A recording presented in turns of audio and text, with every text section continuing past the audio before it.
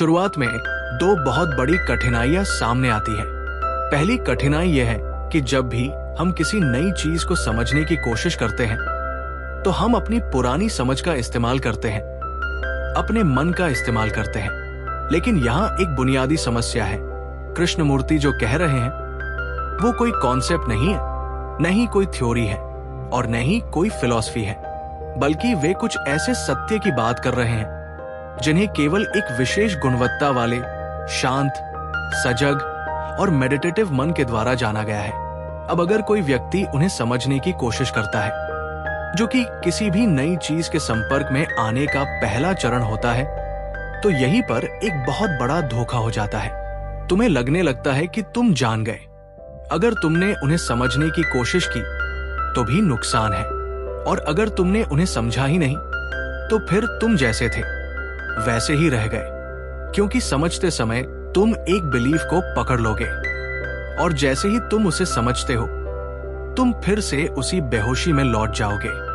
तुम उसे समझकर अपनी मेमोरी में सेव कर लोगे और वही मेमोरी तुम्हें कंट्रोल करने लग जाएगी। तुम किसी एक तरह की आदतों से बाहर नहीं निकल पाए, बल्कि एक नई तरह की आदतों में फिर से फंस गए। ये फ्रीडम नहीं है। पहले तुम लोहे के पिंजरे में थे, अब तुम सोने के पिंजरे में कैद हो गए हो। पहले तुम जैसे भी थे वैसे ही थे, अब तुमने ये मान लिया कि मैं आत्मा हूं, और आत्मा नाम का एक नया पिंजरा अपने चारों तरफ बना लिया और अब तुम उसी में कैद हो गए हो। ये फ्रीडम नहीं है। इसलिए आगे कदम बढ़ाने से पहले तुम्हें एक संकेत दे रहा हूं। कृष्णमूर्ति को जानने की प्रक्रिया में भी दोनों तरफ खाई है। अगर समझोगे तो भी गिर जाओगे, अगर नहीं समझोगे तो भी गिर जाओगे। इसलिए तुम्हें एक संतुलन बनाकर चलना पड़ेगा, और इस संतुलन को बनाए रखने के लिए बहुत ज्यादा होश, बहुत ज्यादा जागरूकता की जरूरत है। तुम गिर जाओगे अगर जागरूक नहीं रहे, और संतुलन वही व्यक्ति बना सकता है जो भीतर से जाग चुका है। इस संतुलन को बनाए रखने के लिए तुम्हारी जितनी भी क्षमता है उसे इकट्ठा करो और बस सुनो पूरी सजगता के साथ। जो कहा जा रहा है उसे सुनो। उसके बाद अगर तुम्हारा मन करे व्हाट्सएप चलाना हो, इंस्टाग्राम चलाना हो तो बाद में कर लेना, लेकिन अभी सिर्फ सुनो। और जो बातें यहां कही जाएंगी हो सकता है तुमने उन्हें पहले कभी नहीं सुना हो, इसलिए जल्दबाजी मत करना ये निर्णय लेने में कि ये सही है या ये गलत है, क्योंकि सही और गलत कहना भी मन का ही एक स्तर है। तुम या तो उसे अपनी पुरानी नॉलेज से वेरीफाई कर लोगे कि हाँ ये बात सही है, या फिर उसी नॉलेज के कारण तुम उसे गलत कह दोगे कि मैंने तो ऐसा कभी नहीं सुना। इसलिए यहां एक नई क्वालिटी की जरूरत है, ऑब्जर्वेशन की, बिना किसी स्वार्थ के, बिना किसी पक्षपात के। अब एक छोटा सा परिचय। कृष्णमूर्ति कोई गुरु नहीं है, लेकिन जो बातें उन्होंने कही हैं वे तुम्हें इतनी गहराई से मुक्त कर सकती हैं कि तुम्हारे भीतर से ही उन्हें सम्मान देने का भाव उत्पन्न होगा। वो एक ऐसे व्यक्ति है जिन्होंने सत्य को जाना और हजारों साल पुरानी गुरु शिष्य परंपरा को ठुकरा दिया। उन्होंने कहा, कोई भी तथाकथित गुरु, कोई किताब, कोई धर्म या कोई आध्यात्मिक पथ तुम्हें सत्य तक नहीं ले जा सकता, और इसके पीछे बहुत गहरा कारण है।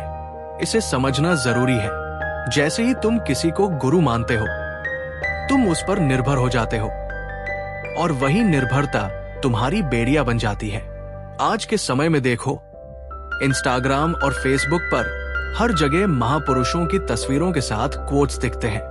तुम्हारा रिएक्शन क्या होता है? तुम सोचते हो ये बात बुद्ध ने कही है तो जरूर सही होगी, और बिना अपने अनुभव के तुम उसे ब्लाइंडली ट्रस्ट कर लेते हो और फिर उसे अपनी मेमोरी में स्टोर कर लेते हो।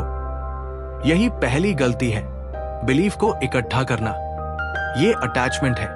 तुमने पढ़ लिया, समझ लिया और उसे जमा कर लिया, लेकिन हुआ क्या?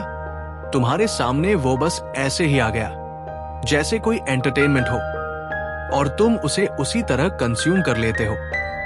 ये जो मशीन की तरह काम करना है, इसमें जीवन का कोई तत्व नहीं होता।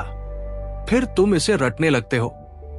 मैं आत्मा हूं, मैं आत्मा हूं, मैं मन नहीं हूं, मैं शरीर नहीं हूं।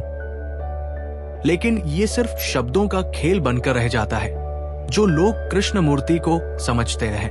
असल में वे उन्हें जानते नहीं हैं, क्योंकि कृष्ण मूर्ति कोई थ्योरी नहीं दे रहे, कोई कॉन्सेप्ट नहीं दे रहे, कोई बिलीफ सिस्टम नहीं दे रहे जिसे तुम्हें इकट्ठा करना है। इसलिए वे गुरु शिष्य परंपरा को अस्वीकार करते हैं, क्योंकि खतरा यह है कि तुम उन्हें गुरु मानकर उनकी बातों पर अंधविश्वास करने लगोगे और फिर एक नया बिलीफ सिस्टम खड़ा हो जाएगा। लेकिन कोई भी गुरु हिमालय की चोटी तुम्हारे कदमों में नहीं रख सकता। तुम्हें खुद चढ़ना होगा, गिरना होगा, फिर उठना होगा, तभी उसमें कोई अर्थ होगा, वरना सब व्यर्थ है। तुम स्पिरिचुअल किताबें पढ़ते रहो, शब्द और व्याख्याएं इकट्ठा करते रहो, लेकिन ध्यान रखना, आत्मा की कोई नॉलेज नहीं होती तो उसे ढूंढने मत निकलना, क्योंकि अगर वो नॉलेज होती तो उसे समझा जा सकता, और जिसे समझा जा सकता है वही गिरना तय है। जिसे समझा ही नहीं जा सकता उसे समझने की कोशिश करना ही खाई में गिरना है। कृष्ण मूर्ति कठिन इसलिए लगते हैं क्योंकि हम उन्हें समझने की कोशिश कर रहे हैं, जबकि यहां बात समझने की ही नहीं, बस देखने की है। अपने चारों तरफ देखो, लोग स्पिरिचुअलिटी के नाम पर धंधा कर रहे हैं, महंगे महंगे कोर्सेज बेच रहे हैं। क्यों? क्योंकि लोग अंधे हैं स्पिरिचुअलिटी को लेकर। लेकिन ध्यान रखना, ये कोई टेक्निक नहीं है, ये कोई मेथड नहीं है, ये सिर्फ अपने मन को देखने की प्रक्रिया है। और जब तुम अपने मन को देखोगे, सत्य खुद तुम्हारे सामने आ जाएगा। और जैसे ही तुम उस मूल गलती को देख लेते हो जो हर व्यक्ति करता है, तो तुम समझ जाते हो कि मन के ऊपर उठना क्या है, निर्विचार होकर जीना संभव है या नहीं। ये सब स्पष्ट हो जाता है और मुक्ति अभी इसी क्षण घटित हो सकती है, अगर तुम इस समझने वाले छोटे स्तर से थोड़ा ऊपर उठ जाओ। अब एक छोटी सी बात, हम समझते कैसे हैं? जैसे 2 + 2 4। हमने दो चीजों को जोड़ा और एक निष्कर्ष निकाला। ये मन का खेल है। अगर यहां भी तुम्हें कोई उत्तर इसी तरह मिल गया तो वो मन का ही धोखा होगा। अब सवाल यह है, जब तुम अपने विचारों को देखते हो तो वो कौन है जो देख रहा है? विचार तो आ रहे हैं, ये स्पष्ट है, लेकिन उन्हें देखने वाला कौन है? जब तुम ध्यान में बैठते हो तो बहुत सारे विचार आते हैं और तुम्हें परेशान करते हैं। लेकिन सवाल है, परेशान कौन हो रहा है? अगर तुम कहते हो आत्मा, तो क्या आत्मा दुखी हो सकती है? धर्म तो कहता है आत्मा को कुछ नहीं छू सकता, तो एक विचार उसे परेशान कैसे कर सकता है? यानी तुमने सिर्फ शब्द इकट्ठा किए हैं और एक विचार ही काफी है उस भ्रम को तोड़ने के लिए। अब जब तुम कहते हो मैं आत्मा हूं, तो ये विचार कौन कर रहा है? तुम्हारे भीतर जो ये विचार उठ रहा है, उसे देखने वाला कौन है? और जब कोई विचार तुम्हें खुशी देता है तो खुश कौन हो रहा है?